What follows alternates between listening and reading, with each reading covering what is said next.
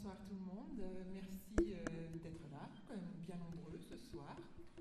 Oui, la salle est grande, il y a beaucoup de sièges vides, mais c'est parce que la salle est trop grande. Merci au Centre culturel de la Chapelle Saint-Luc de m'avoir invité ce soir. Merci aussi à Caroline Rogers d'avoir eu cette initiative, de m'avoir contacté. Je suis très contente d'être parmi vous ce soir et de pouvoir vous partager ma passion et de parler seul dans un premier temps, mais j'espère qu'on pourra discuter un peu peut-être à la fin, même pendant la conférence. Si vous avez des questions, surtout n'hésitez pas. Vous êtes nombreux, mais maintenant pas si nombreux non plus, donc on peut très bien avoir des échanges et ça me fait grand plaisir de répondre à des questions. Enfin, répondre à des questions, mais j'essaierai d'y répondre en tout cas. Donc j'ai choisi comme titre pour la conférence « Le verre dans la création contemporaine ». Alors, dans un premier temps, on a envie de poser la question « Pourquoi ? Pourquoi parler du verre ?» Plusieurs réponses sont possibles. Je dirais dans un premier temps parce que le verre, c'est une matière transparente, bien entendu, dure, inaltérable, élastique aussi, fragile, mais qui peut aussi être colorée, moulée, gravée, taillée. Ces formes, ces applications sont innombrables. Le verre peut être mat ou brillant, il peut être transparent, réfléchissant ou opaque. Il s'utilise tant dans la fabrication industrielle que dans l'artisanat ou la création artistique. Apparu d'abord comme une matière vitreuse autour d'un noyau d'argile en Mésopotamie ou en Égypte, le verre devient ensuite transparent par l'ajout de dioxyde de manganèse pour purifier le verre. Mais ce n'est qu'au 1er siècle avant Jésus-Christ que la technique du soufflage de verre était inventée par l'invention de la canne à souffler le verre. Et ça a permis le développement d'une forte industrie de verre creux. Sans vouloir faire tout un cours sur l'histoire du verre à travers les siècles, j'estime qu'il est quand même important de prendre conscience à quel point le verre est omniprésent dans notre quotidien. Et c'est ainsi, je me rends compte quasiment tous les jours, en mentionnant le musée du verre, où je travaille, que les gens souvent s'attendent à voir des verres, des carafes, certes très beaux, mais on est dans le domaine de l'utilitaire. On voit de très belles bouteilles, des verres, des carafes, des cristalleries, enfin, tout le monde connaît, ça fait partie de notre quotidien. Beaucoup parmi nous ne pourraient vivre sans le verre optique. Les lunettes, les lentilles de contact, n'oublions pas les miroirs non plus, ou le verre qui est omniprésent dans l'architecture. Le verre est donc un matériau fortement apprécié et utilisé dans de nombreux domaines. Alors, comment est-ce que les artistes auraient pu rester indifférents à ce matériau-là ? Aujourd'hui, j'ai donc le plaisir de vous emmener dans le monde fantastique de la création contemporaine, où de nombreux artistes ont choisi le verre pour s'exprimer. En France, la période Art déco, la période de l'après-guerre, fut marquée par la disparition de nombreux artistes français de la période Art déco. La création verrière indépendante est réapparue en France grâce à des autodidactes, sur des bases européennes ou internationales, puisqu'aucun réseau de formation à proprement parler n'existait en France. Cette époque pionnière du verre artistique en France couvre surtout les périodes des années 70-80. Mais néanmoins, il existe quelques précurseurs, comme toujours, qui exploraient le verre pour une expression artistique et indépendante. J'aime citer Maurice Marino, évidemment ici à Troyes, à côté de Troyes. Donc Maurice Marino, 1882-1960, qui utilisait le verre au même titre que la peinture ou la sculpture. Il est un modèle de l'artiste artisan, complètement indépendant des contraintes des manufactures. Il y a aussi Henri Cross, 1840-1907, qui a réalisé des bas-reliefs comme celui-ci, ou alors des formes de vases, avec la technique du moulage, autrement dit la pâte de verre, ce qui permet des formes variées, complexes, ou des traitements de surface très précis. Vous voyez qu'il y a un léger relief sur la surface, avec les motifs. Toujours dans la technique de la pâte de verre, nous avons l'œuvre de François d'Écorchemont, à peu près les mêmes dates, 1880-1971, avant qu'il ne se tourne vers le vitrail dans les années 30. Donc là, quelques exemples de François d'Écorchemont. Henri Navarre, lui, est un sculpteur à la formation traditionnelle, mais la part la plus forte de son travail est celle qu'il a réalisée avec le verre. Là, je vous présente la tête de la femme qui appartient au Musée des Arts Décoratifs de Paris et que Navarre a obtenue par le coulage de verre en fusion dans un moule ouvert en matière réfractaire.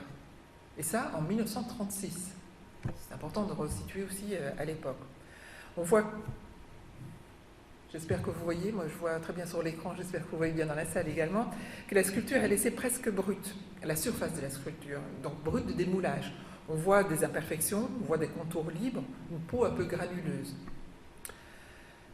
Parmi les précurseurs, encore une autre tête d'Henri Navarre, donc l'aspect très sculptural, le visage. Parmi les précurseurs, je tiens encore à vous parler des Sala, une famille verrière d'origine catalane qui était installée à Paris au début du XXe siècle. Le père, Bienvenu Sala, issu du monde industriel, adapte pour ses fils Joachim et Jean, et pour lui-même, des fours et des outils de souffleur de verre à l'échelle d'un atelier individuel et urbain, tel un atelier d'artiste, donc loin de l'industrie verrière. Ils y inventent une matière nouvelle, que vous voyez ici, une matière très originale, criblée de bulles d'air dans le verre, semi-translucide, pareil, une surface très irrégulière et des qualités tactiles fortes. Quand on touche le verre, on sent les petites bulles, enfin, on sent la matière. Dès 1923, Jean Sala, donc un des fils, crée tout seul des animaux colorés ou d'autres motifs figuratifs polychromes qui sont travaillés à chaud. Il est très apprécié en tant qu'artiste. Il habite dans le quartier très vif de Montparnasse, où il y a plein d'artistes, mais il est aussi reconnu comme artisan, qui offre un véritable spectacle de soufflage à un public quand il ouvre son atelier au public. En 1957, il avait déjà arrêté de travailler depuis quelques années, mais il reçoit la visite d'un certain Harvey Littleton, donc en 1957, à Paris, dans son atelier. Harvey Littleton est un des pionniers du verre contemporain américain. Encore un poisson, il est très connu, Jean Sala est très connu pour ses poissons, il n'a pas fait que des poissons. Alors Harvey Littleton, américain, il est élevé dans un milieu propice au verre industriel. Son père était physicien chez Corning Glass, la grande marque du verre américain. Harvey Littleton lui-même est professeur de céramique, mais malgré ça, il conçoit un programme universitaire de création d'un atelier expérimental de verre soufflé. Et ce projet fou fut accepté par le Toledo Museum of Art aux États-Unis, où Littleton organise le premier séminaire en 1962. Il se fait assister par Dominique Labineau, un autre nom important à retenir, qui lui était chercheur spécialisé dans les fibres de verre industrielles. C'est ainsi que débute, donc entre Harvey Littleton et Dominique Labineau, que débute le mouvement qu'on appelle aujourd'hui encore le Studio Glass Movement.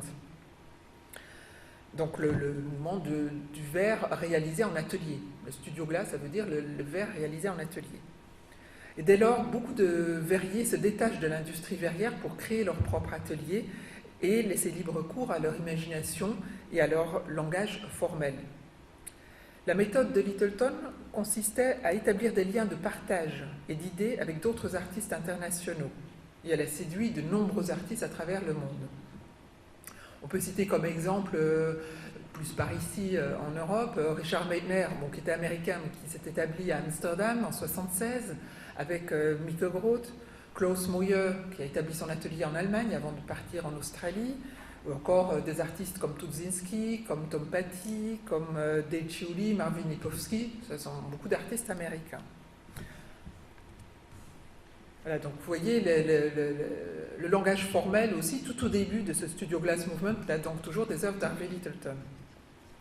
En France, l'atelier de Claude Morin, à Dieu-le-Fit, a servi d'exemple dans les années 60, dès 1970, en accueillant beaucoup de grandes pointures du verre américain. Donc là, un exemple d'une œuvre un peu plus tardive, années 80, de Claude Morin. Claude et Isabelle Monod sont deux autres précurseurs, on peut dire, en France, installés dans le sud de la France, à Biot, qui sont pionniers aussi du verre en atelier individuel. Donc là, une œuvre de Claude Monod, Claude et Isabelle Monod, mari et femme.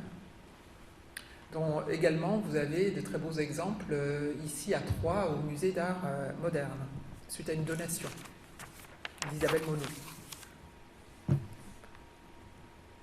Alors ces échanges fructueux sont finalement concrétisés par le premier symposium international du verre à Sarpoterie en 1982, marquant le renouveau du verre artistique en France et permettant d'établir un pont avec des artistes venus à cette époque-là, de Tchécoslovaquie, des États-Unis, du Japon, enfin de plein d'autres pays. En 1982, Jan Zoričák, d'origine slovaque, Véronique Monod, française, entoure Louis Mériot pour l'organisation de ce fameux symposium. Toujours en 1982, Yvonne Brunamer, conservatrice au Musée des Arts Décoratifs à Paris, présente l'exposition New Glass, qui vient de Corning des États-Unis, et qu'elle complète avec une exposition sur une rétrospective du verre français au XXe siècle.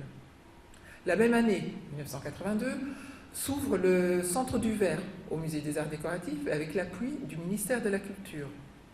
Toujours en 1982, Sylvie Girard crée la Revue de la céramique et du verre, qui existe toujours aujourd'hui.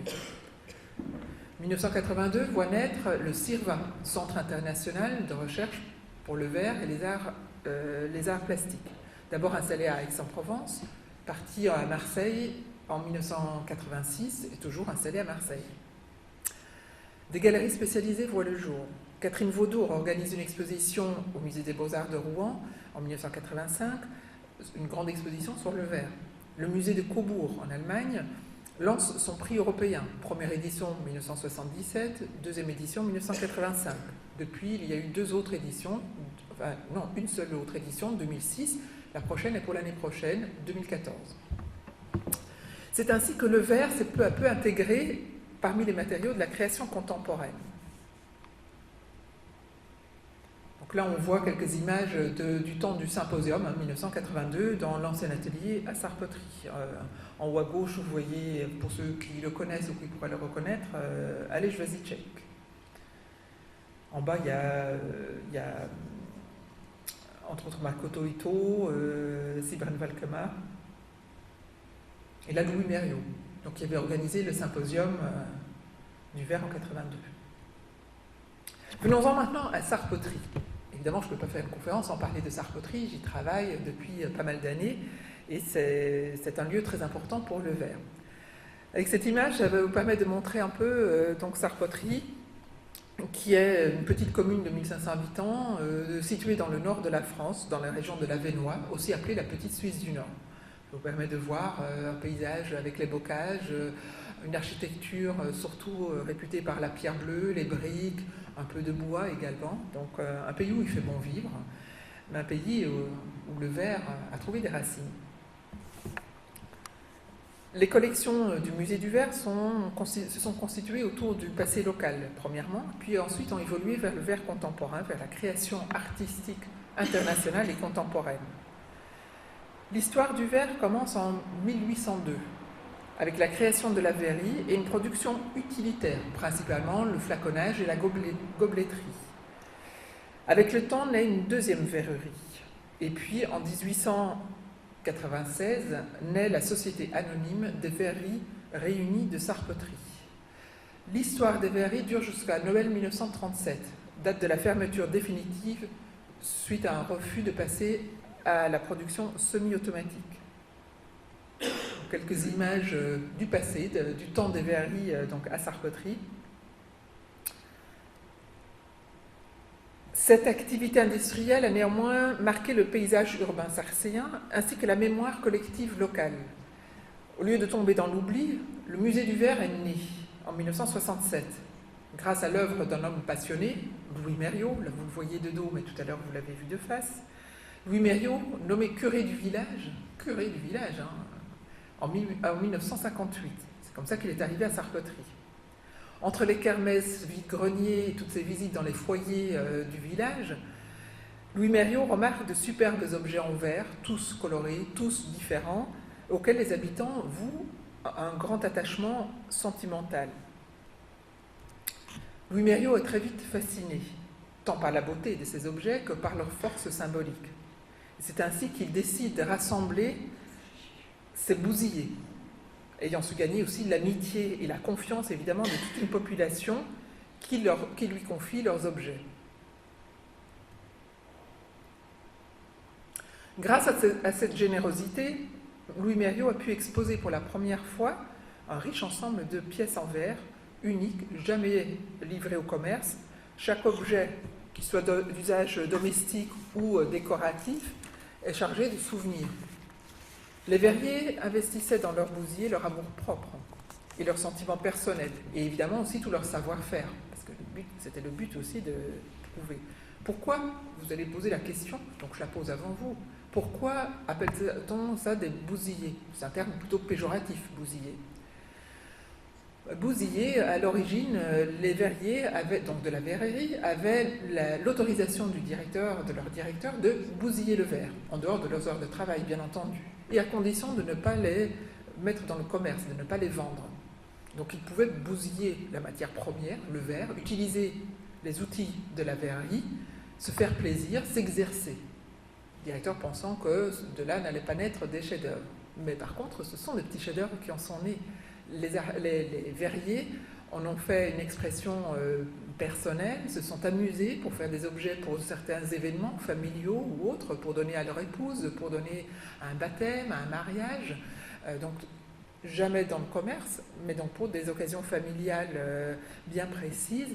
Et donc ils s'entraidaient souvent aussi, parce qu'on s'est bien rendu compte que certains objets ne pouvaient pas être réalisés par un verrier tout seul. Ils s'entraidaient, où l'un soufflait une forme, faisait graver par son ami qui était à l'atelier de gravure, et de là sont nés des objets tout à fait uniques, merveilleux, et qui aujourd'hui qui ont fait la naissance des collections du musée.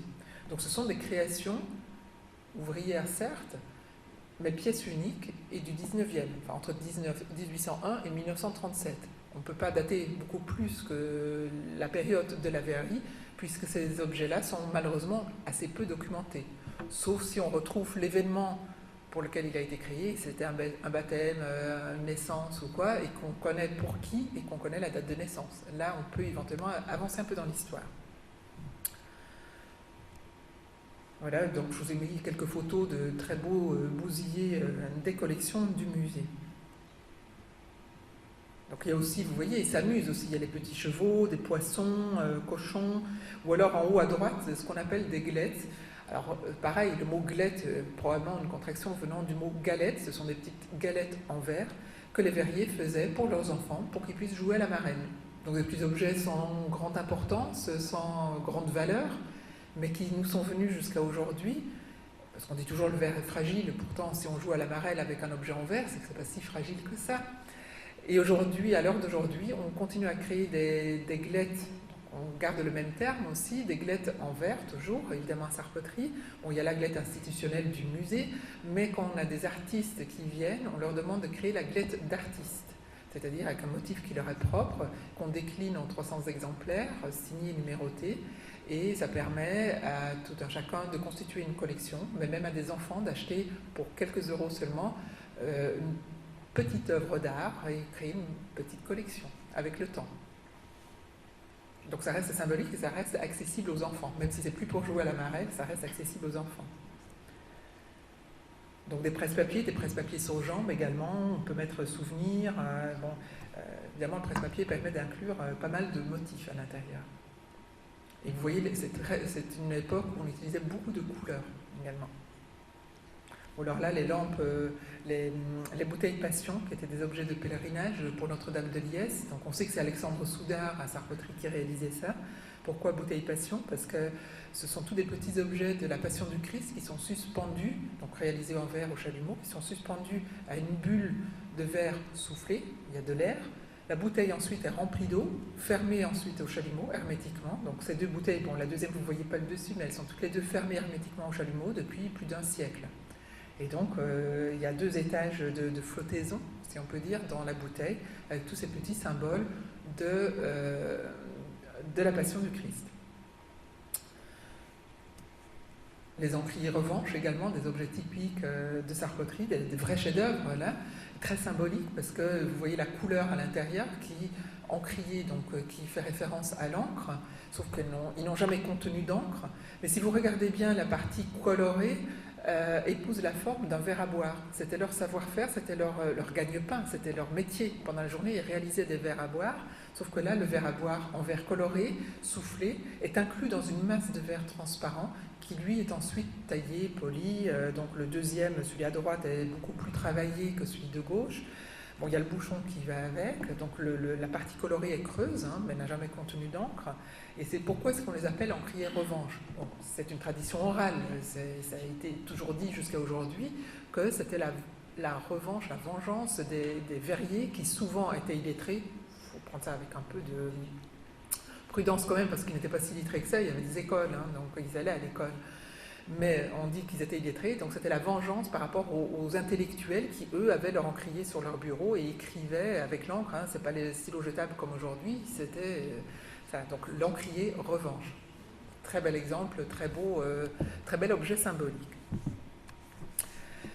Le musée, donc vous voyez la façade, est donc créé en 1967. Il est installé dans l'ancienne demeure du patron des verreries, M. Humbert, donc aujourd'hui, on n'utilise plus trop, mais jusqu'à peu, on parlait encore du château Humbert. Ça n'a rien d'un château, mais c'est une grosse maison bourgeoise du XIXe siècle. L'exposition, donc la première exposition qui a rassemblé ces bousillés, qui a été organisée en 1967. Ici, vous voyez le carton d'invitation de cette exposition, qui a donné naissance. Donc, c'était d'abord une première exposition qui a duré 15 jours, qui a eu un succès fou, et qui a donné lieu à une deuxième édition l'année d'après, toujours sous forme d'exposition, et qui est finalement devenue une exposition permanente, c'est-à-dire un musée. Et quand on voit les photos de l'inauguration donc des années 60, 1967, ce qui est aujourd'hui le parking du musée grouillait de monde, il y avait énormément de monde. En 15 jours de temps, je crois qu'ils ont dépassé les 20 000 ou les 30 000 visiteurs, ce qui est énorme par rapport à un taux de fréquentation ou à ce qu'on peut comparer aujourd'hui. Donc, vu cet énorme succès, Louis Mériot quitte la Soutane. Je vous ai dit qu'il était arrivé en tant que curé dans le village, mais finalement, il quitte la Soutane et choisit de s'investir dans le verre. En 1976, donc 9 ans après le musée, il crée dans l'ancienne grange, dans une ancienne grange dans le bas du village, un atelier. 2 fours de 50 kg chacun, un four avec du verre blanc, un autre avec du verre bleu, permettent aux anciens verriers, donc ceux qui ont travaillé à la verrerie, fermée depuis plus de 30 ans, donc, il permet aux anciens verriers de retrouver leurs gestes, de refaire des objets à la manière des bousillés, ou à la manière de ce qu'ils faisaient à la verrerie avant. Donc, de montrer le savoir-faire aux jeunes, de relancer aussi un apprentissage traditionnel. Et cela en 1976, ce qui était unique à l'époque en France. Donc là, vous revoyez Louis Mériot, hein, parce que non seulement il criait et tout ça, mais il mettait la main à la pâte, comme on dit. Il a suivi les cours des anciens verriers. Quelques images, une image actuelle de ce bâtiment, mais à droite, vous voyez des images anciennes, quand même les jeunes du village venaient toucher à la matière, apprendre ce que les anciens verriers pouvaient leur transmettre. Et donc là, les anciens verriers qui se remettaient à faire du verre donc à la manière des bousillés. Alors les jeunes, parmi les jeunes devenus connus, Joël Linard, Jean-Pierre Hundenstock, tous les deux aujourd'hui malheureusement disparus, ont fait leurs premières armes avec le verre à Sarpoterie, dans cet atelier. Puis de nombreux jeunes sont venus de toute la France pour une initiation au soufflage du verre. Donc là, une œuvre de Joël Linard, une autre œuvre ancienne, évidemment, de cette époque-là, de Jean-Pierre Hundenstock. L'année 1982 est une étape décisive, comme je vous l'ai déjà dit. Une année riche en événements pour le verre en France. Le musée Atelier du Verre, donc à Sarpoterie, accueille, comme je vous l'ai dit, le premier symposium international du verre en France. De grands artistes verriers de renom international sont conviés à partager leur inspiration, leur technique également, avec de jeunes néophytes. Et c'est un mélange France, États-Unis, Japon, Australie. Pour cette époque-là, c'est quand même...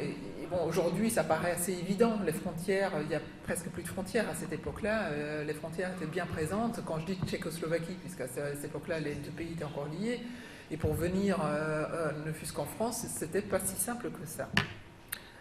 Dès 1985 est mis en place l'Université du Verre, toujours à Sarpoterie, avec une formule de stage animée par des artistes internationaux réputés pour leur œuvre artistique. Toujours pour environ une douzaine de stagiaires. Et c'est comme ça que ce petit village du nord de la France a rejoint l'un des courants internationaux de la création contemporaine. Le verre, matériau aux ressources multiples, est devenu, pour l'artiste contemporain, un langage privilégié pour s'exprimer. Aujourd'hui, la structure, qui est devenue départementale en 1994, accueille des artistes en résidence environ 2 fois par an. Alors, vous voyez donc depuis 1994, donc toujours le musée et l'atelier, hein, deux lieux bien.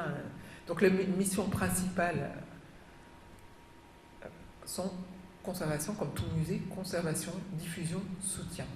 Mais avec le plus, c'est que le musée a également cet atelier. Et donc l'atelier, depuis 1994, depuis la départementalisation, peut accueillir à peu près 2 fois par an des artistes en résidence pour une durée de 10 semaines. 10 semaines de création. Et à cet effet-là, il y a un nouvel atelier qui a été construit, inauguré en 2001 pour pouvoir répondre aussi à tous les besoins techniques et surtout aux besoins de sécurité, parce que l'ancien ne répondait plus du tout aux normes de sécurité. Et donc les artistes qui sont choisis en fonction de leur projet artistique peuvent venir donc, pendant 10 semaines s'installer, utiliser les matériaux et le matériel et les techniques, enfin les fours, tout pour réaliser leurs œuvres avec l'aide du responsable de l'atelier. Donc l'atelier n'est pas ouvert au public par contre, puisque c'est un lieu de travail, soit pour les résidences, soit pour les stages, mais pas ouvert au public, sauf exceptionnellement ceux qui ont pris de la formation ou qui en prendront en sortant de la salle. 1 fois par an, l'atelier est ouvert pendant 1 semaine, on invite un artiste à venir créer, mais face au public. Donc c'est une autre contrainte pour l'artiste. Sinon, pendant les résidences, on ne peut pas demander à l'artiste de créer face à un public, parce que des fois, il peut travailler la nuit s'il veut, et puis c'est pas toujours spectaculaire. Le travail de tout artiste, que ce soit en verre ou autre chose, n'est pas spectaculaire à tout moment et tous les jours. Donc quand on ouvre l'atelier au public, on demande à l'artiste pendant 10 jours, de 10h à midi, aux heures d'ouverture, de créer face au public. Ce sont des contraintes assez fortes. Donc les résidences d'artistes, là je vous ai mis quelques exemples, pas tous parce qu'autrement ce serait trop long et je n'ai pas la permission de minuit. Donc là un exemple, Anatil, qui est une artiste qui est venue du Mexique en 2007, qui a utilisé la technique du sandcasting. Vous voyez aussi, il y a quelques techniques différentes.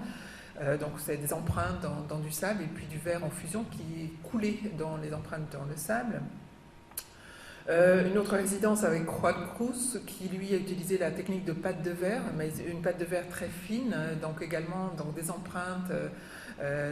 C'était un travail autour de la table, une réception, donc c'était un peu long à expliquer peut-être, mais il a créé tout un repas. Et puis son œuvre consistait comme un archéologue, à garder la trace du repas. C'est-à-dire qu'aussitôt les assiettes repartaient en cuisine, il récupérait les assiettes avec les restes qu'il y avait dessus, et puis il a transposé ça en verre. Évidemment, il avait choisi le menu avec le chef du restaurant, et par exemple, il restait des langoustines, il restait la tête de langoustine. Lui, avec sa technique, il saupoudre les têtes de langoustine avec de la poudre de verre, ça passe au four, je vous le dis en quelques mots, ça passe au four, la tête de langoustine brûle, disparaît, et la poudre de verre reste et épouse la forme de la tête de langoustine. Ça, je vous donne cet exemple-là parce que je crois que c'est un exemple marquant. Évidemment, l'œuvre finale ne consistait pas qu'en tête de langoustine, mais il y avait les assiettes, les verres, il a travaillé avec un autre artiste, tout avait été créé pour le repas. Il en reste une table de 2,5 mètres de long avec les couverts et avec les restes d'un repas. Il est de formation archéologue, cet artiste-là, mais comme si l'archéologue avait retrouvé dans le sable quelque part les traces d'un repas. Donc ça c'était donc la résidence de Juan Cruz, donc artiste espagnol mais vivant en Italie, ou alors encore William Velasquez, artiste colombien mais vivant en France, qui avait utilisé la technique de la pâte de verre. Alors les résidences donnent toujours suite à une exposition, l'exposition qui a lieu au musée. Donc là, vous voyez, j'ai mis chaque fois les photos correspondant aux résidences que je vous ai présentées. L'exposition Totalidad, c'était l'exposition, donc le résultat de la résidence de William Velázquez, qui a travaillé sur les formes géométriques, le cercle, le triangle et le carré, déclinés sur toutes les formes, tous les mélanges possibles et imaginables. Parce que dans le triangle, vous voyez sur la droite, par exemple, à l'intérieur du triangle, il y a le carré, le cercle et le triangle. Et pareil dans les deux autres formes. Donc à chaque fois déclinées, donc en 18 pièces au total. La fameuse table que vous voyez d'un peu loin, mais donc avec chaque fois une scénographie évidemment qui accompagne l'œuvre. Donc c'était l'alchimie du verre. Et puis Anatil, donc la mexicaine, trace sur trace, qui avait travaillé plus sur les traces dans le paysage urbain, naturel, donc autour de Sarpetrie, à Sarpetrie, autour de Sarpetrie, et qu'elle a traduit dans le verre. Sur la gauche, par exemple, vous voyez, c'est une sorte d'oiseau, alors qu'à la base, c'est une empreinte qu'elle a prise dans un théâtre de verdure dans une commune voisine, et les liens entre les pierres, donc un théâtre de verdure ancien, et il y avait des creux entre les pierres. Elle a été prendre un moulage de ça, et ce qui a donné naissance à cette œuvre-là. Ouais, les artistes, ils trouvent leur inspiration partout. Donc l'atelier, donc là je vous ai parlé des résidences, l'atelier accueille aussi, donc comme je vous l'ai déjà dit, les stages. Les stages, donc on accueille des personnes qui ont envie de découvrir ou alors d'approfondir leur connaissance du matériau. Donc ce sont des artistes de renommée internationale qui viennent enseigner le verre, les techniques, parce qu'ils enseignent aussi bien leur savoir-faire, donc la technique, mais aussi d'un point de vue artistique. Ce qui est important, donc ce sont des artistes qui sont reconnus pour leur œuvre artistique. Donc ça peut être du soufflage, de la pâte de verre, du fusing, du chalumeau, du sandcasting, enfin toutes les techniques sont possibles.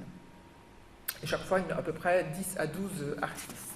Là, c'est autour d'une démonstration de verre au chalumeau, tout est possible. Alors à côté de l'atelier, comme je vous l'ai dit, il y a le musée. Donc vous avez vu la façade. Là, on rentre un peu plus dans les collections. Donc, je vous ai déjà présenté le premier volet des collections avec les Bousiers, donc la partie ancienne, 19e, création ouvrière du 19e et création locale, c'est uniquement local de Sarpetrie. Après, la partie contemporaine, le musée, on peut dire aujourd'hui que le musée possède la plus importante collection publique française d'œuvres d'art, d'artistes contemporains et internationaux utilisant le verre.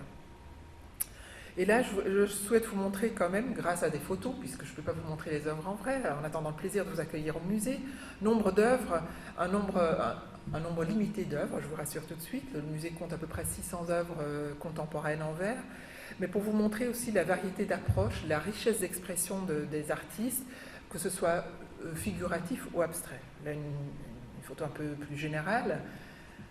Là, Sylvia Levinson, qui est une artiste argentine qui vit en Italie, qui était venue en résidence à Sarpetrie et donc qui a travaillé sur un thème, le cannibalisme des sentiments. Donc c'est une table, la nappe est en verre, l'assiette, le cœur, c'est un cœur rouge qui est au milieu de l'assiette, les couverts, tout est en verre. Colin Reed, c'est une œuvre que je ne peux pas m'empêcher de montrer parce que je sais que les visiteurs qui viennent au musée, cette œuvre-là fait partie des œuvres préférées des visiteurs. Donc c'est une œuvre en pâte de verre, donc là, vous voyez un creux au milieu, enfin je vous dis que c'est un creux parce que sur une photo c'est pas toujours évident, qui est doré, mais il faut savoir que tout le restant c'est plein, c'est du verre plein, parce que souvent, même quand vous êtes devant l'œuvre, on a l'impression que l'œuvre elle est creuse, que ce rond doré flotte en quelque sorte. Non, c'est plein, mais on voit à travers, parce que la surface est toute polie, oui, la partie dorée est légèrement creusée, et puis le blanc qu'on voit, c'est finalement la partie inférieure de l'œuvre, donc l'extérieur. Donc c'est un effet très lunaire en même temps. C'est un artiste anglais. Giampaolo Amoroso, je vais y revenir tout à l'heure, de cet artiste-là. Donc une tête, le côté figuratif, c'est du verre soufflé, donc vous voyez, c'est très différent. Bernard de Jong, artiste français, très connu pour sa céramique et également pour son verre. Là, c'est dans la série des maisons. Pareil, on peut appeler de la pâte de verre, c'est du verre fondu dans un moule. Alors les deux faces avant-arrière sont polies à l'extrême, d'une pureté extraordinaire. Juste au milieu, il y a ce qu'on appelle une ligne de dévitrification. donc qui est un peu maîtrisé, oui et non. Et à part ça, l'extérieur, donc autres que les faces avant et arrière, sont brutes des démoulages et encore travaillés au marteau et au burin, comme quoi on peut aller très loin et que même avec le verre, un artiste peut sculpter. Donc il y va vraiment le marteau et le burin pour rendre cet espace encore plus brut. Je peux poser une question? Oui?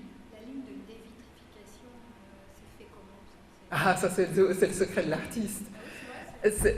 Oui, je ne sais pas exactement, mais ce sont deux blocs de verre dont l'extrémité n'est pas polie, qui sont remises dans un moule ensemble, refondus ensemble. Bon, après, je ne peux pas vous donner tous les détails techniques parce que je ne les connais pas et que l'artiste ne les dévoile pas à 100% non plus, je crois. Et puis moi, je ne suis pas d'un point de vue particulièrement technique, je suis plus artistique, mais c'est plus ou moins ça. Et donc, il a fait des installations, avec des très belles installations, où il y a vraiment une déclinaison de la même forme, mais sous une dizaine de sculptures, de pièces. Et cette ligne des vitrifications bouge, donc ça donne un effet, on a l'impression qu'elle flotte à l'intérieur de l'œuvre, parce que parfois on entend des enfants dire ils croient que la sculpture elle est creuse ou que c'est rempli d'eau. Donc c'est l'effet optique aussi que ça donne, sauf que cette ligne qui a l'air de flotter au milieu.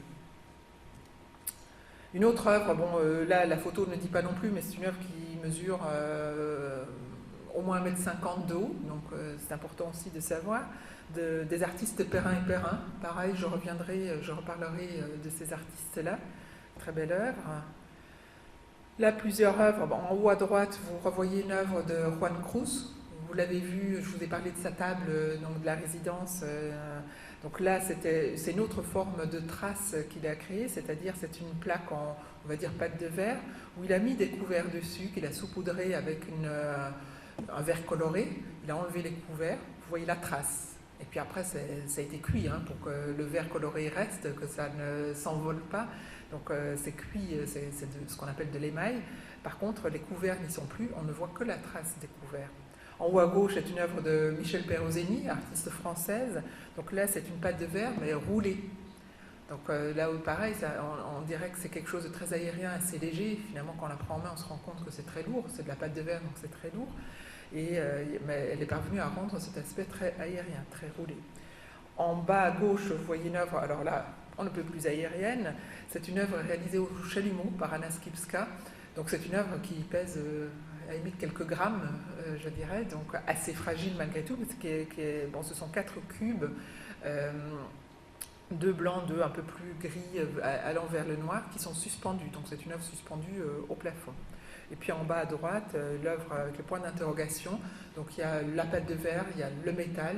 C'est un système d'emboîtage, William Velasquez, qui en est l'auteur. C'est un système d'emboîtage, on peut tout mettre dans la boîte, on ne voit plus rien. Mais après, on peut décomposer l'œuvre. Donc à droite, vous voyez le point d'interrogation, on voit la boule à gauche, le petit carré qu'on a l'impression de voir, finalement, c'est un triangle, c'est une pointe qui descend dans la boîte en métal. Et évidemment, il y a toujours, comme dans l'œuvre de William Velasquez, la petite phrase d'interrogation, d'amitié, d'amour qu'on retrouve dans son travail. Une œuvre de Matei Negreanu, artiste d'origine roumaine mais vivant en France et français. Donc une œuvre qu'il a bien fait connaître au début de sa carrière artistique, où il a beaucoup travaillé sur ce qu'on appelle les vagues. Finalement, c'est du verre lamellé collé, c'est-à-dire c'est du verre à vitre, donc assez facile d'approche, qui est coupé. C'est ce qu'on appelle les techniques à froid, parce que le verre, ce n'est pas que du soufflage, ce n'est pas que des longs procédés dans les fours électriques, tout ça. Là, c'est un superbe exemple pour dire on peut utiliser du verre à vitre, le découper, le coller, et puis le sabler. Évidemment, tout l'art consiste à donner le rythme, à donner le mouvement à cette œuvre-là. Mais ce n'est pas la complexité de la technique qui va en faire l'œuvre d'art. C'est le concept artistique, c'est l'émotion que l'œuvre traduit. Ou alors encore Antoine Le Perlier, avec donc là pareil, la partie noire, gris foncé noir que vous voyez, c'est de la tôle, c'est du métal, et la partie transparente et les poissons sont en verre. Donc c'est une inclusion de pâte de verre, d'une sculpture en pâte de verre dans une installation en tôle. Et les deux font partie de l'œuvre, parce qu'on voit bien l'écriture, la musique passe sur les deux. Et encore Isabelle Monod, un très beau mur d'Isabelle Monod, donc composé de plein de petits éléments en verre soufflé, moulé. Il y a la composition, parce que chez elle, c'est toujours la composition à partir de nombreux éléments, avec tout un...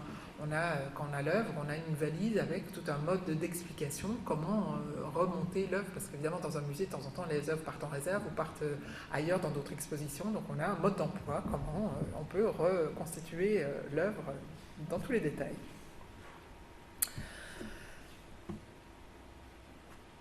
Je pourrais vous en montrer beaucoup d'autres, je me suis limitée à celle-ci, parce que je voulais aller plus loin encore. Et ce que je trouve important, c'est de montrer non pas seulement tous ces artistes qui utilisent le verre, là depuis le début je vous parle que de verre, d'artistes qui utilisent le verre, qui n'utilisent que le verre. Je crois qu'il est intéressant aussi de trouver des liens entre ces artistes qui utilisent le verre et d'autres artistes qui ont choisi d'autres matériaux, qui ont choisi la peinture ou la sculpture. Quand je dis la sculpture, ça peut être le bronze, ça peut être le marbre, ça peut être d'autres matériaux que le verre. Parce qu'on constate aussi dans le monde artistique que ces derniers, donc ceux qui ont choisi la peinture, la sculpture, d'une manière tout à fait classique, sont reconnus, sont intégrés dans tous les réseaux d'art contemporain, sans problème, enfin sans trop de problèmes. Ils sont présents dans tous les salons d'art, les foires, les galeries, les musées, dans la presse, sans trop de problèmes. Par contre, le verre, lui, reste collé à une image d'artisanat, de savoir-faire, de métier d'art, et a du mal à se faire une place, que ce soit dans les salons, les foires, les musées, les galeries, et tous ces réseaux-là. Et donc j'espère ce soir, donc, par cette conférence, par ce que je vais vous montrer aussi, de vous convaincre et de vous montrer à quel point le verre est un art à part entière. Enfin, les artistes qui utilisent le verre, ce sont des œuvres à part entière, peu importe le matériau finalement. Et ces artistes-là méritent aussi leur place parmi les grands noms de l'histoire de l'art. Alors, un premier exemple, il s'agit de l'œuvre de Udo Zembock, artiste d'origine allemande. Il utilise les couleurs. On le voit très bien dans cette œuvre-ci.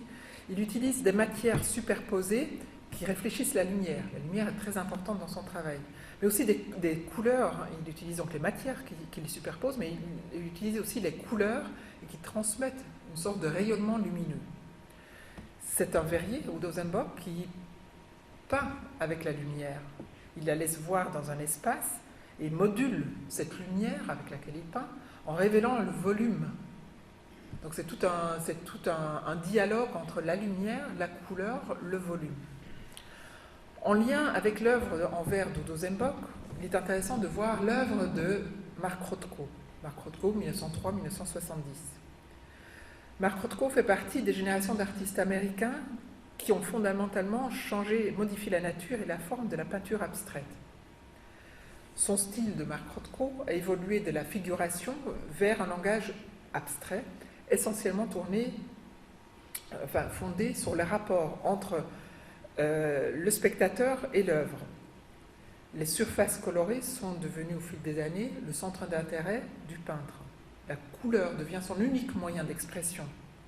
Il joue avec les contrastes entre les zones colorées, ou alors il joue aussi avec les contrastes entre les contours nets ou fondus. Il est très connu pour ça, ses côtés très fondus.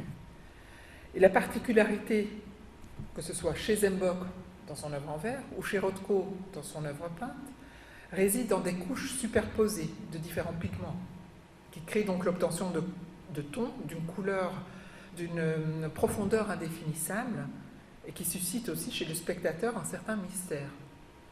Ces différentes techniques, que ce soit en verre ou en peinture, sont à l'origine de la lumière intérieure du tableau ou de la sculpture. Donc là, vous voyez le verre. Si je retourne en arrière, vous voyez dans la peinture, vous voyez qu'il y a un rapprochement quand même assez intéressant. Un autre artiste que je souhaite vous présenter est Giampaolo Amoroso. Volontairement, j'ai choisi quelque chose de totalement différent. Là, on est dans l'œuvre figurative. Giampaolo Amoroso, d'origine sicilienne, vivant en Belgique, son œuvre, donc à 100% figurative, regorge de poupées joyeusement colorées et enrobées. Donc, Giampaolo Amoroso, d'origine sicilienne, tempérament méditerranéen, très prononcé, même s'il vit en Belgique. Il crée des personnages qui traduisent une sorte d'introspection aussi de la figure humaine. Il combine des formes et des couleurs et puis il traduit quelque part aussi les pensées de l'être humain avec beaucoup d'humour. Malgré tout, derrière cette couleur, derrière cet humour, il y a toujours aussi une petite touche dramatique. Ça raconte d'autres choses. Le volume donne un aspect très sensuel à son œuvre, il la rend en quelque sorte magique. Nous oublions la virtuosité technique, et pourtant, Dieu sait qu'elle est bien fascinante et présente, par la force artistique et l'instant créatif. On regarde le personnage, on voit ce monde, on voit ce côté malgré tout assez joyeux. La première chose qu'on fait, on ne va pas dire « Ah, mais c'est fait comment il a travaillé autant d'heures à ça ?» Non. Même le côté animalier, donc toujours figuratif. Alors son travail à lui, j'ai fait un rapprochement avec l'œuvre peinte ou sculptée de Botero, né en 1932, artiste sculpteur d'origine colombienne, qui est réputé pour ses personnages aux formes également très rondes et voluptueuses. Artiste très connu, icône dans le monde de l'art, son travail est reconnu aussi bien par les enfants que par les adultes et partout dans le monde. Chez Giampaolo Amoroso, comme chez Botero, on trouve parmi leurs thèmes de prédilection les portraits de famille, des personnages qui prennent leur pleine mesure grâce aux 3 dimensions, aux formes voluptueuses qui deviennent palpables. Et quand on dit à Botero que ces personnages sont gros, il répond « Gros, mes personnages, non, ils ont du volume, c'est magique, c'est sensuel. » C'est une façon de voir les choses. Mais on peut aller plus loin dans l'histoire de l'art pour trouver des parallèles avec l'œuvre de Giampaolo Amoroso, tout particulièrement en regardant cette Vénus de Willendorf. Alors là, c'est un symbole, c'est une petite sculpture très ancienne, symbole de la fertilité, qui date de 24 000 ans avant Jésus-Christ. J'ai bien dit 24 000 ans avant Jésus-Christ. Qui a été source d'inspiration pour Giampaolo Amoroso. Et on voit aujourd'hui encore des liens, on trouve un parallèle entre cette Vénus, symbole de fertilité, et ces personnages bien enrobés. On peut penser aussi à l'œuvre de Niki de Saint-Phal, avec ces nanas bien connues, très colorées, très enrobées également.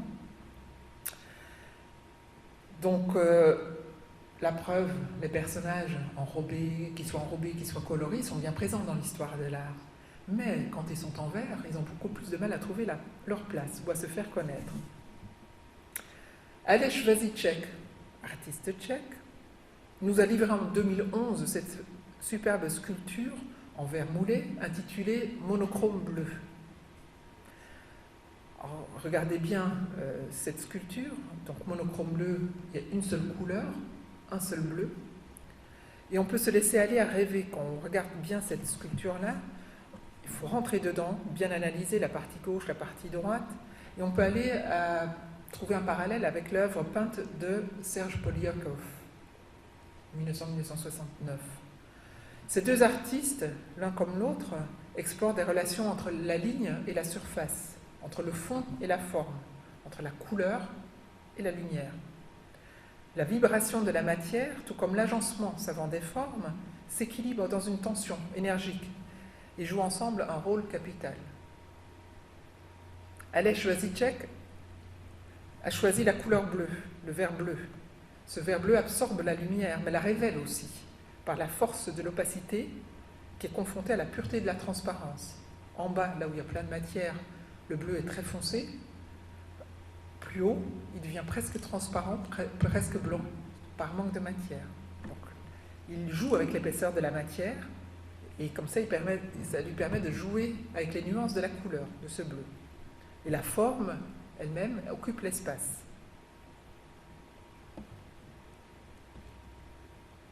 D'autres œuvres, non pas bleues, mais la transparente, on a le même effet, où il y a l'effet d'opacité et de transparence. Là, ce sont des œuvres uniquement en verre, transparent pourtant.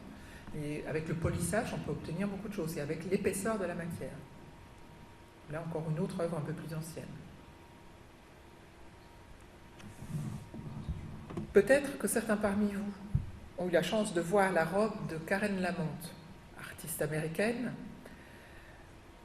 Soit vous l'avez vue au musée, soit vous l'avez vue dans de nombreuses publications, parce qu'elle est parue de nombreuses reprises dans la presse en 2011-2012. Parce qu'il s'agit d'une acquisition faite par le musée grâce à une première opération de mécénat. Et donc cette opération mécénat a été très fort médiatisée. Et grâce à cela, cette médiatisation, mais grâce aussi au soutien de beaucoup de personnes, le musée a pu acquérir cette œuvre somptueuse pour ses collections permanentes. Donc Karen Lamont est une artiste américaine qui est partie s'installer à Prague il y a une bonne dizaine d'années pour pouvoir trouver une réponse technique à ses rêves. Elle rêvait de créer certaines sculptures. Aux États-Unis, elle n'a pas trouvé l'équipement technique adapté pour ça.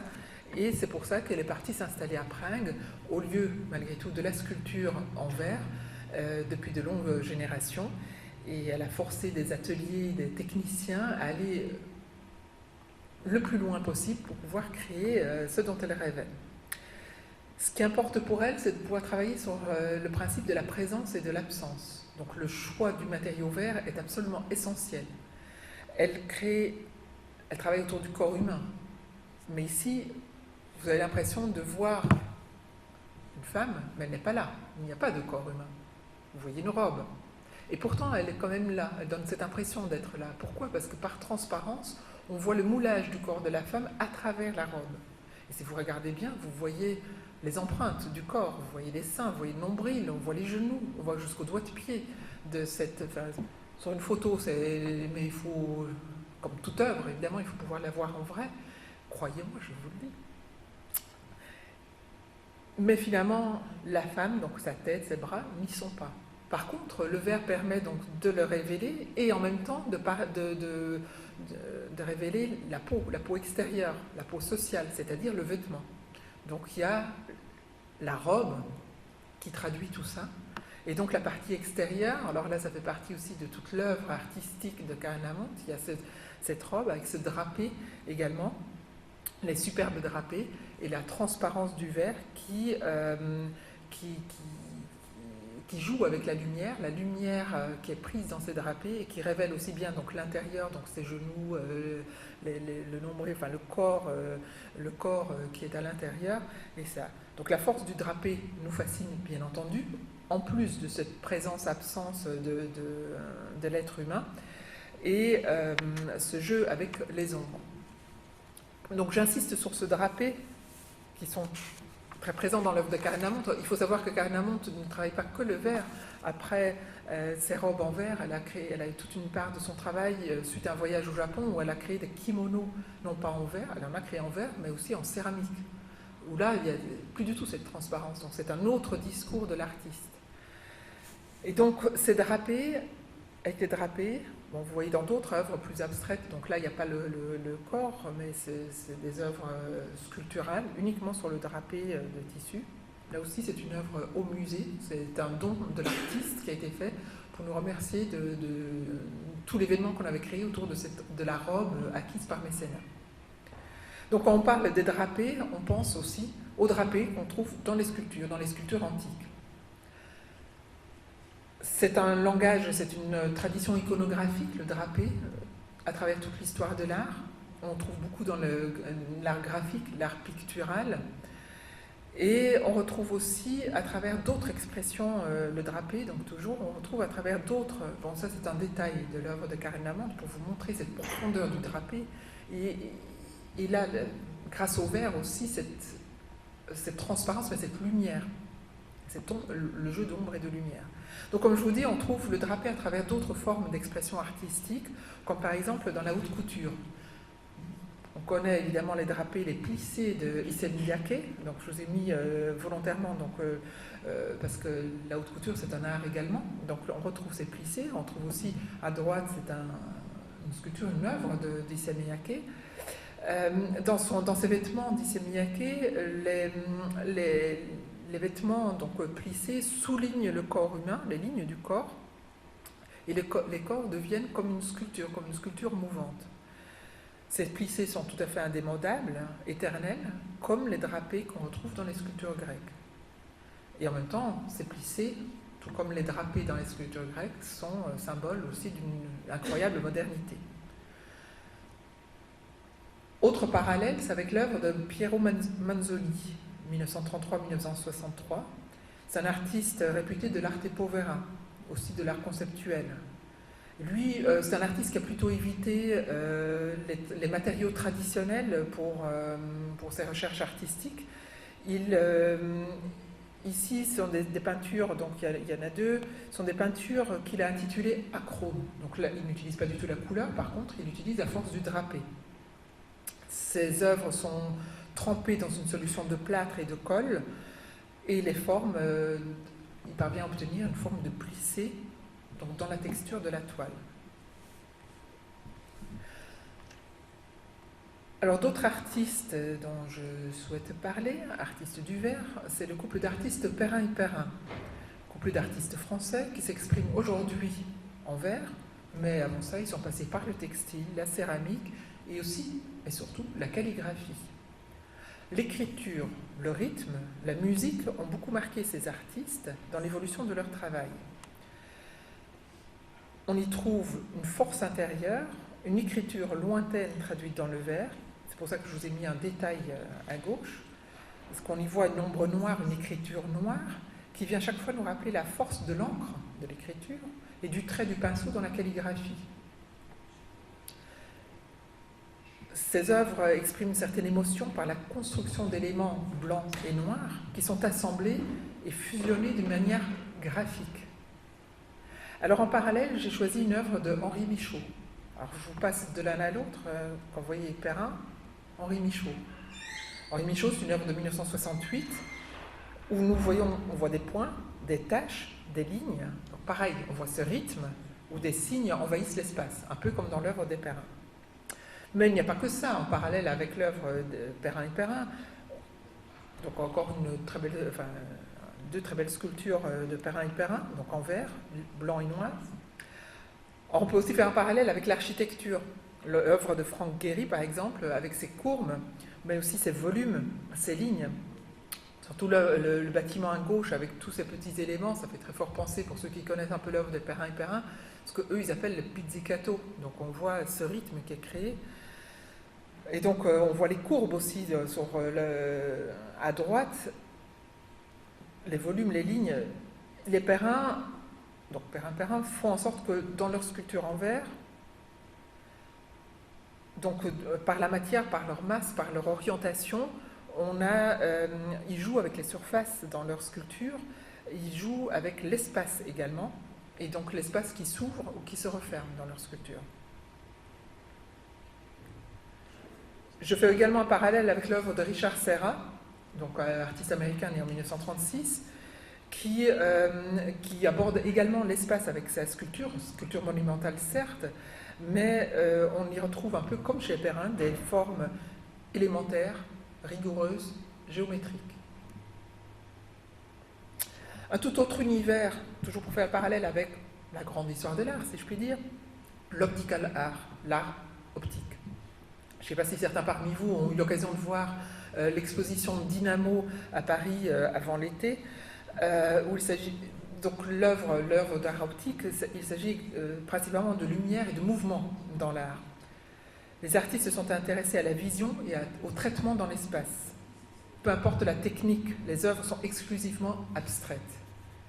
Elles concernent la forme, sa présence, sa disparition, la perception, le travail dans et avec l'espace. Le visiteur est généralement sollicité à participer à des expériences et en tout cas à éprouver des émotions, des sensations. Dans le verre, je vous ai mis quelques exemples. On retrouve ce mouvement dans le verre, par exemple avec l'œuvre d'Aleš Vaziček. Évidemment, ici, vous êtes immobile devant une photo. Mais quand vous êtes devant l'œuvre, en bougeant devant l'œuvre, il y a tout un mouvement qui se crée. Donc il y a un dialogue avec le spectateur. Michel Martens, également, cette œuvre est intitulée en plus « Le beau désordre », c'est-à-dire c'est une sculpture murale avec des miroirs, donc en pointe de diamant, si on peut dire, et quand on se regarde, généralement quand on se regarde dans un miroir, on se voit. Là, c'est le beau désordre, c'est-à-dire on est devant ce miroir, on va se voir un petit bout en haut à gauche, en bas à droite, enfin c'est tout cassé, hachuré, c'est un beau désordre. Ou il y a encore l'œuvre de Bohumil Elias, pareil, là vous la voyez, immobile. Ce sont toutes des plaques de verre, une face est émaillée, elles sont collées. Après, tout l'ensemble est bien poli. Quand on est devant l'œuvre, et qu'on bouge, on monte, on descend, on va à gauche et à droite, il y a tout qui commence à bouger. Et on voit apparaître l'ouverture au milieu. Il y a un petit, moi je l'interprète comme personnage, mais qui est sculpté par sablage, et tout ça se met en mouvement.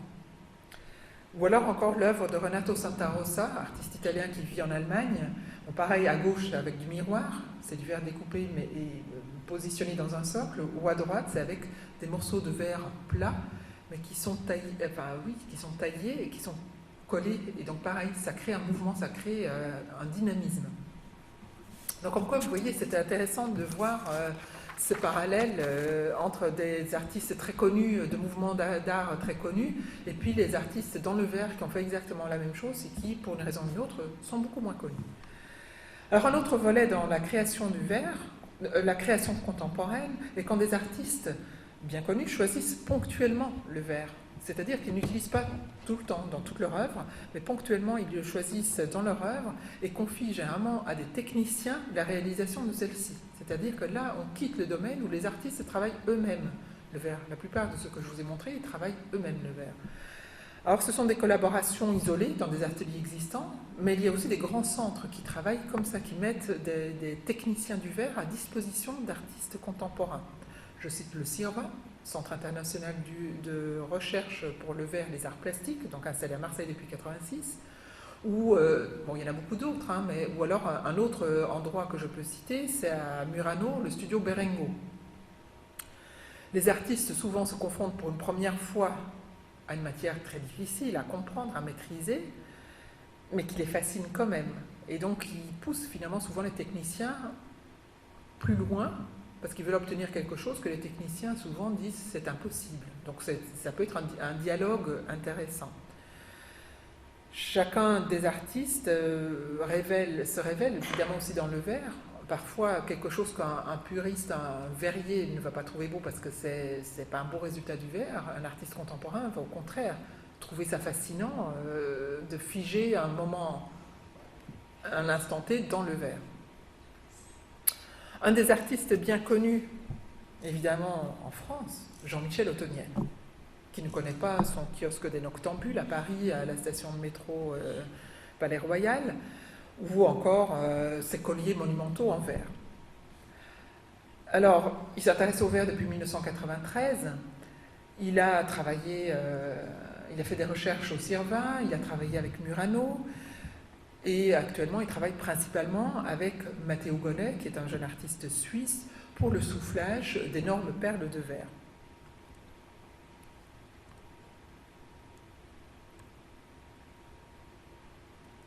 Nombreux de ces colliers, enfin on les appelle encore ces colliers, enfin ce sont des sculptures finalement, mais chaque fois avec des grosses perles de verre. Donc ces installations, ces œuvres ont traversé le monde artistique, le monde entier, que ce soit aux États-Unis, en Europe, partout, sont présentées dans les salons d'art ou les foires d'art les plus réputés, dans les musées les plus grands à travers le monde. Et pourtant, il s'agit de verre, et uniquement de verre. Mais c'est Jean-Michel Ottoniel. Au CIRVA, donc le centre à Marseille, plus de 200 artistes y sont passés à ce jour. Je ne vais pas vous montrer 200 œuvres d'artistes, enfin 200 artistes, je vous rassure, mais quand même, je vais vous montrer quelques exemples d'artistes qui sont passés par le CIRVA et qui sont très reconnus dans le monde d'art contemporain. Pour commencer, Gaetano Pesce. Là, vous voyez les fameux lustres dans le hall d'entrée du Musée des Beaux-Arts à Lille. Il s'agissait d'une commande publique. Chaque lustre mesure 7 mètres de diamètre et sont, par leur couleur, par le choix des couleurs et leur énormité, un signe d'opulence. Ils illustrent aussi l'art d'aujourd'hui dans un lieu qui consacre finalement l'art du passé, puisque c'est le musée des Beaux-Arts. Il a aussi choisi, il n'a pas travaillé le verre que pour cette œuvre monumentale, il a aussi travaillé au CIRVA dans des œuvres aux dimensions beaucoup plus modestes, et qui sont très connues, qui ont participé à de grandes expositions partout.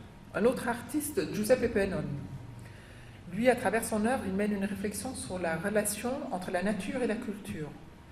Il aime utiliser des matériaux naturels, l'arbre dans son œuvre est omniprésent, et souvent confronté à d'autres matériaux. Ici, vous voyez le verre. soit sur un tapis, un lit de feuilles de laurier, soit sur les branches. Mona Hatoum, qui est une artiste libanaise née en 1952, et cette installation en cours de réalisation, en quelque sorte, qui est intitulée Cellules.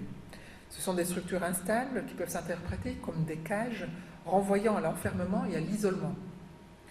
On peut voir dans les pièces soufflées un cœur incandescent, source d'énergie, gage de vie, d'espoir, de liberté. Cette œuvre allie la géométrie et la solidité d'une grille métallique à la transparence et à la fragilité d'une forme organique en verre. Quel contraste entre le fer et le verre.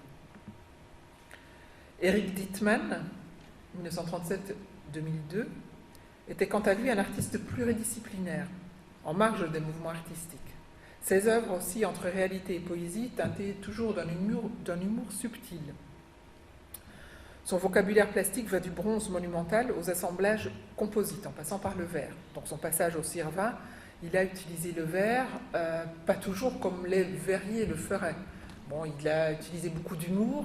Bon, j'ai pris une œuvre pas trop choquante malgré tout, parce que parfois le verre était tout le contraire de ce que on pense qu'un artiste pourrait faire avec le verre. Mais voilà, c'est intéressant de voir aussi que des artistes contemporains utilisent le verre différemment. Alors il y a d'autres pièces, donc là je vous ai montré quelques pièces réalisées au Sirva, d'autres pièces. Alors il y avait une exposition importante à Venise et Murano, qui se termine ces jours-ci dans une dizaine de jours je crois, et qui avait été organisée par Adriano Berengo. Je vous ai parlé du studio Berengo, qui est un peu comme le Sirva, mais à Murano, principalement pour le verre soufflé, mais pas uniquement.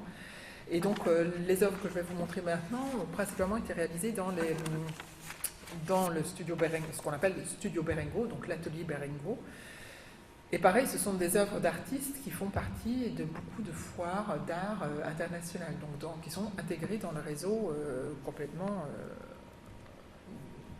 du monde de l'art contemporain. On y retrouve, je ne vous ai pas remis une photo, mais le travail de Mona Hatoum, l'artiste libanaise, la structure en métal avec le cœur incandescent en verre soufflé. Il y a aussi le travail surprenant de Koen van Machelen, qui est un artiste belge, et qui, pour lui, l'acte de créer est beaucoup plus important que la création elle-même. Il s'intéresse à tous les niveaux de la création, mais donc il utilise le verre, ce ne sont pas des œuvres uniquement en verre, mais il utilise le verre, mais il veut mener le verre à l'extrême. Vous voyez, c'est pas utiliser le verre pour faire beau, c'est pas le côté beau du verre qui l'intéresse, mais il veut mener à l'extrême, à l'imperfection finalement. Là où d'autres cherchent la perfection, lui il cherche l'imperfection. Il veut y trouver un nouveau départ aussi, utiliser le verre pour un nouveau départ. Il est très connu pour ses poules, comme vous en voyez un ici, mais il utilise aussi la vidéo, des installations, des nouvelles technologies. Donc ça, c'est l'installation qui était présentée, qui est encore présentée dans le cadre de Glass 13, donc c'est en parallèle avec la Biennale de Venise. Un autre artiste, Thomas Schutt, qui est un artiste allemand né en 1954, qui compte aujourd'hui parmi les principaux représentants de l'art contemporain international.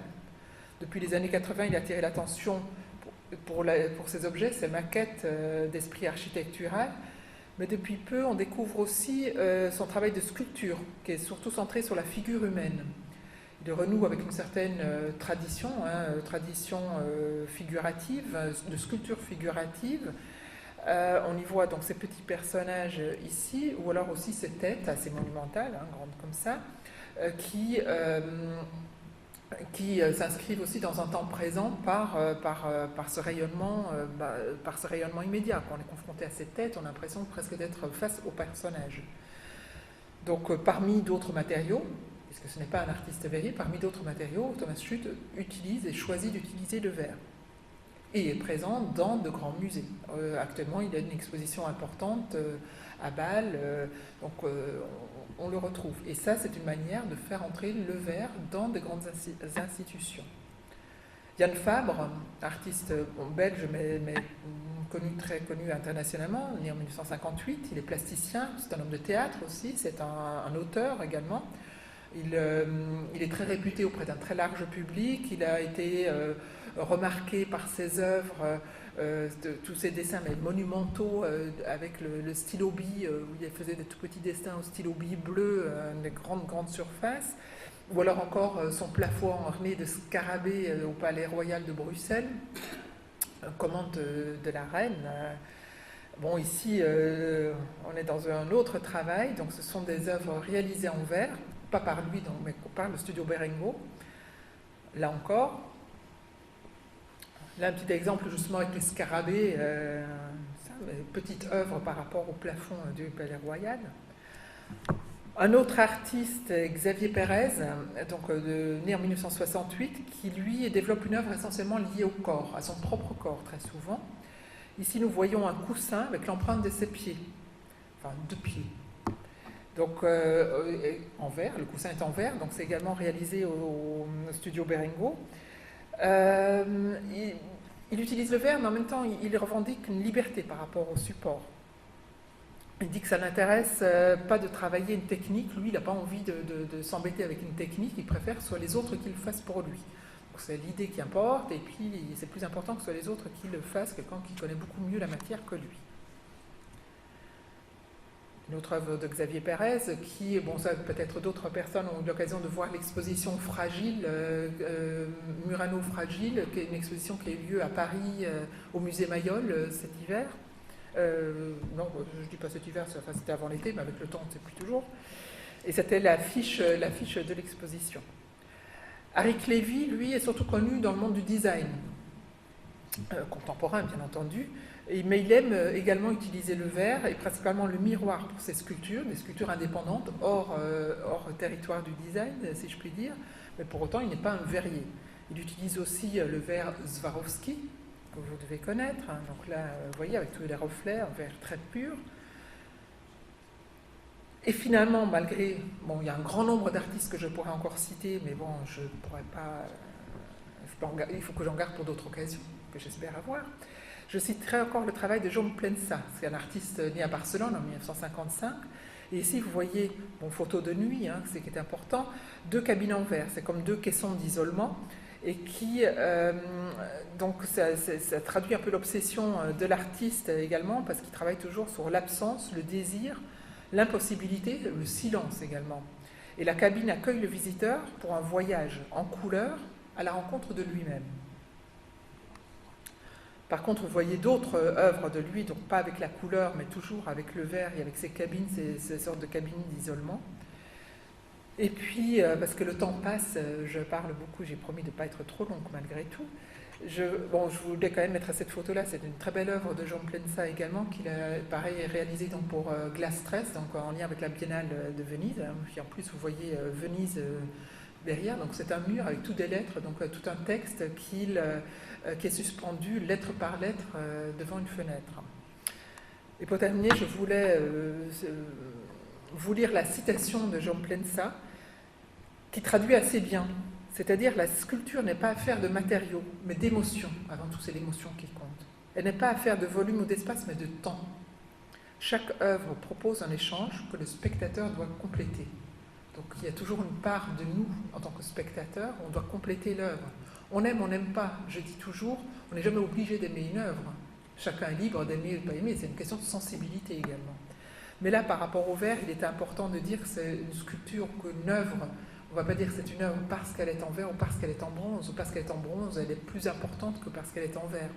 Et donc là, c'est pour ça que ce soir, j'ai voulu vous mettre certains parallèles entre des artistes qui soient peintres ou sculpteurs et des artistes qui sont, on va dire, sculpteurs, puisque les œuvres en verre que je vous ai montrées sont principalement tridimensionnelles, quoique avec Zembock, on peut dire que c'est presque un peintre en verre également, et de vous convaincre, de convaincre le plus de monde possible que ces œuvres en verre ont leur place dans le monde de l'art et devraient trouver leur place dans tous les musées, que ce soit les musées d'art contemporain, d'art moderne, à travers le monde, dans les galeries, dans les revues, enfin dans les salons d'art, parce que souvent des salons d'art, des galeries qui veulent présenter des sculptures en verre sont refusées parce que c'est du verre. Alors que par contre, des artistes comme Jean-Michel Othoniel ou les autres que je vous ai cités, eux qui sont dans un autre réseau, donc finalement c'est une question de réseau aussi, et il faut pouvoir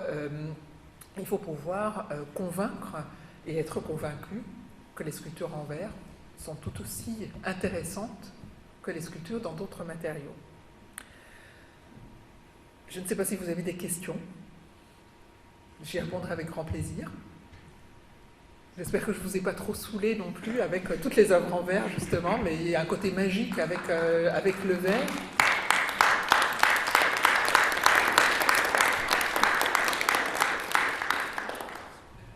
Pour compléter la conférence, évidemment, je ne peux que vous inviter à aller voir le plus possible d'œuvres en verre, d'expositions. Évidemment, vous êtes cordialement invités à venir à Sarpoterie, donc dans le nord. C'est à 3 heures d'ici, c'est pas le bout du monde. C'est une très belle région. Mais il y a d'autres. Bon, vous avez du verre à Troyes. Bon, il y a les collections Marino et Mono au musée d'art moderne, mais il y a aussi... je ne connais pas le nom du parking, mais je sais qu'il y a un parking souterrain avec l'œuvre de Zembock, justement. Il y a une galerie d'art à Pont-Sainte-Marie. Et puis vous avez surtout, en ce moment, pour ceux qui n'ont pas vu, je sais qu'il y a un monsieur qui va revenir spécialement, avec l'exposition, avec les œuvres de Caroline Rogers, qui est un très bel exemple. Moi, ça me fait grand plaisir d'être ici ce soir, parce que c'est en grande partie aussi grâce à elle. Et parce que la rencontre s'est faite à Sarpoterie à l'occasion d'un stage.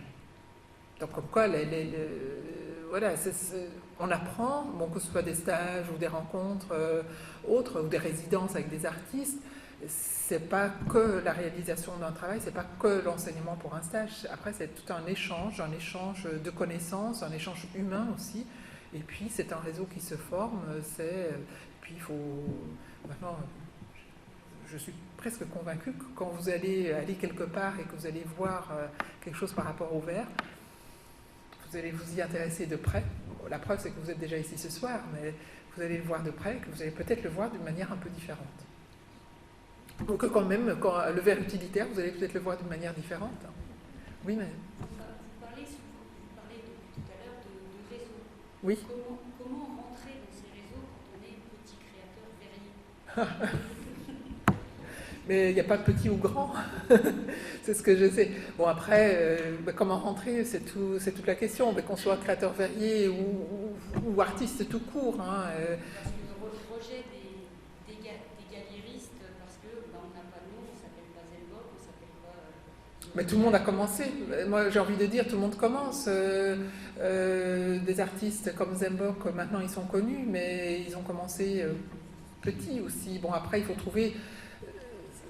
que ce soit là-dedans, dans le monde professionnel, enfin dans tout, il faut trouver la bonne porte pour entrer au bon endroit. On ne commence pas toujours par la marche la plus haute, on commence par la première marche, il faut gravir les échelons, ce n'est pas facile. On est dans une période aussi où ce n'est pas facile parce que beaucoup de galeries, ils ont leurs artistes, ils ne prennent pas de nouveaux artistes, mais parfois par des expositions, que ce soit dans des galeries ou ailleurs, hein, dans des centres culturels par exemple aussi, on peut avoir des expositions et ce sont les marches qu'on gravit aussi, parce que c'est important dans un curriculum, ça permet de montrer son travail, le tout c'est de montrer son travail. Est-ce que par exemple à Sarpoterie, vous prenez aussi des artistes non reconnus qui ont un travail qui vous intéresse? Absolument. Absolument, il y a des sélections qui se font, c'est lié aussi, ce n'est pas lié au nom, on ne prend pas, que ce soit dans les acquisitions, que ce soit dans les résidences, ce ne sont pas que ceux qui sont déjà très reconnus. Il y a un équilibre qui se fait, parce qu'il y en a, évidemment, c'est important aussi pour les collections, mais pas uniquement. Je pourrais vous citer plusieurs exemples, même par exemple dans une acquisition, mais il n'y a pas que les acquisitions, hein, mais une acquisition, tout au début que j'étais là, j'avais acheté une œuvre pour le musée, bon après on passe par des commissions, et d'une artiste qui n'était pas du tout connue, toute jeune, et la commission m'a demandé de me justifier parce que c'était une œuvre si peu chère, et évidemment peu connue. Et donc j'ai argumenté, j'ai dit qu'il fallait aussi soutenir la création et pouvoir prendre des risques, très limités financièrement puisque c'était pas très cher. Et là, j'aime citer, pour vous dire, c'était une œuvre d'Isabelle Poilpré. Je ne sais pas si ça vous dit quelque chose. Le travail qu'elle a fait après cette acquisition-là, pas lié à l'acquisition, m'a prouvé que maintenant elle est présente dans de nombreuses galeries, elle a participé à des expositions, voilà, donc ça a été un risque le jour où j'ai acheté cette œuvre-là, que j'ai justifié. Ils m'ont soutenu, ils ont accepté l'acquisition pour le musée. Et l'artiste a fait son chemin. Donc, on a eu des résidences avec des artistes tout jeunes, pas connus, mais avec un projet culturel, un projet artistique très sérieux, bien assis. Évidemment, ils maîtrisent la technique, ils ont pu réaliser. On a fait une exposition et ça a permis de lancer un artiste aussi. Donc vous voyez, des portes, il y en a. Il n'y a pas que à Sarpoterie, hein. Il y en a plein d'endroits. Donc il faut voir, sentir, arriver au bon moment, parce qu'évidemment, on ne peut pas le faire pour tout le monde. Après, il y a un choix qui se fait, que ce soit à Sarpoterie, que ce soit ailleurs, que ce soit les galeries, tout ça. Ou les revues, parce qu'il y a les revues, il y a les galeries, il y a les centres culturels, enfin, il y a plein d'endroits. En France et à l'étranger, hein, parce qu'après, c'est très international en même temps. Mais il ne faut surtout pas désespérer. Oui. J'ai l'impression qu'aux États-Unis, il y a une culture du verre qui est bien plus importante qu'en France. Oui. Oui.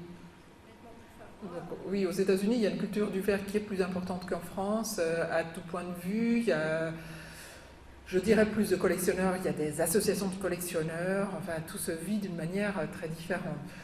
Fut un temps, et encore un peu aujourd'hui, si un artiste, par exemple français ou européen qui expose là-bas, a une cote différente là-bas et souvent bien plus chère qu'en France. Donc ça prouve déjà qu'il y a plus de retours, plus de répondants, puisque si on parvient à vendre plus cher aux États-Unis qu'en Europe, c'est qu'il y a plus de collectionneurs. Il y a des salons spéciaux autour du verre contemporain, alors que en France, aussi, il y a, dans une dizaine de jours, il y a Start à Strasbourg, qui est le seul, je dirais à peu près un des seuls salons d'art contemporain qui accueille pas mal de galeries exposant du verre. Et maintenant, il y a une association aussi à Strasbourg, l'ESGA, qui organise la Biennale du verre contemporain, donc qui organise des dizaines d'événements dans la ville de Strasbourg et autour de Strasbourg, autour du verre contemporain, donc qui vraiment dynamise d'une manière très forte le verre contemporain. En fait, j'ai l'impression que c'est beaucoup d'initiatives locales. Oui. Voilà, et ça rentre et ça devient quelque chose d'important. Oui. Mais il faut garder espoir qu'en France, qu'en Europe, ça se fasse, parce qu'il y a un réseau européen. Hein, quand on parle j'utilise toujours le mot réseau, mais c'est réseau à différents niveaux, parce que même entre musées, par exemple, il y a les spécialistes du verre, alors verre contemporain, ancien, ça se mélange aussi, mais il y a des réseaux de musées, des professionnels de musées qui se rassemblent, qui se rencontrent. Il y a une volonté. Mais ça reste un peu confidentiel. Bon, évidemment, par rapport à ce que j'ai dit, il y a la difficulté aussi, c'est-à-dire qu'on a des revues spécialisées, des galeries spécialisées, des musées spécialisés. Quand je dis spécialisé verre, évidemment, ça rend d'autant plus difficile de l'intégrer, le verre, dans quelque chose qui est moins spécialisé verre. Et donc c'est pour ça, l'avenir, je crois que l'avenir du verre contemporain, c'est aussi de pouvoir mélanger plus le verre dans des collections d'art contemporain et de faire entrer de l'art contemporain qui n'est pas nécessairement en verre dans le musée du verre, hein, parce que bon, je travaille dans un musée du verre, donc je fais partie de ce côté un peu difficile à comprendre, qui est un peu limité, un peu trop spécialisé peut-être, mais c'est de faire un lien. Et de faire un lien. Bon, là, je suis assez plus en peinture et sculpture, mais après, il y a la photo aussi. Bon, je vais parler de la haute couture, mais il y a d'autres réseaux, il y a plein de choses, on peut faire plein de parallèles. Et de mélanger un peu plus dans les collections, entre autres muséales, mais pas uniquement, de mélanger le verre avec d'autres expressions artistiques. On va voir. C'est une piste, et je crois que. Et puis ça a beaucoup changé, parce que je vous ai parlé du Studio Glass Movement 1962, puis bon, la France dans les années 80, même 90, on parlait encore beaucoup du Studio Glass Movement. Là en 2012, c'était l'anniversaire du Studio Glass Movement, hein, 62-2012.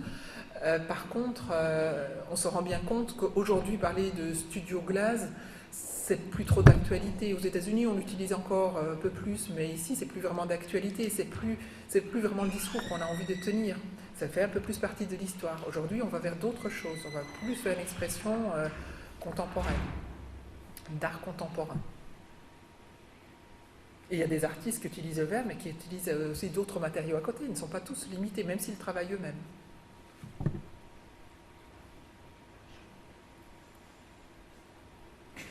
D'autres questions? Oui. Vous avez parlé du verre, pourquoi du cristal? On ne fait pas la distinction, oui, du verre ou du cristal, on ne fait pas la distinction. Enfin, on fait pas la distinction. Les artistes qui ont que j'ai présentés, il y en a qui utilisent le verre, il y en a qui utilisent le cristal. La plupart du verre moulé, c'est du cristal très souvent. Parce que le verre est fondu alors que le cristal, c'est un bloc. Ah non, les deux peuvent être fondus. Le cristal, la différence entre le verre et le cristal, c'est que dans le cristal, il y a minimum 24% de plomb, voire beaucoup plus. Et donc c'est une plus grande pureté. Donc pour beaucoup de sculptures en verre fondu, donc ce qu'on appelle aussi la technique de casting ou de pâte de verre, c'est du cristal. Par contre, le verre soufflé, c'est pas cristal parce que maintenant, pour des raisons de santé aussi, il n'y a plus de plomb dans le verre qu'on souffle. Mais bon, après, on mélange, enfin, on parle de verre et le verre englobe le cristal. Là, ce soir, quand j'ai parlé de verre, que ce soit verre ou cristal, je n'ai pas fait de distinction. Oui, c'est global. Oui. Je voulais juste vous remercier au nom de la personnalité culturelle pour cette conférence qui, je pense, est présente. Et malheureusement, certaines publications nous devrions y aller. Oui. Merci à vous aussi.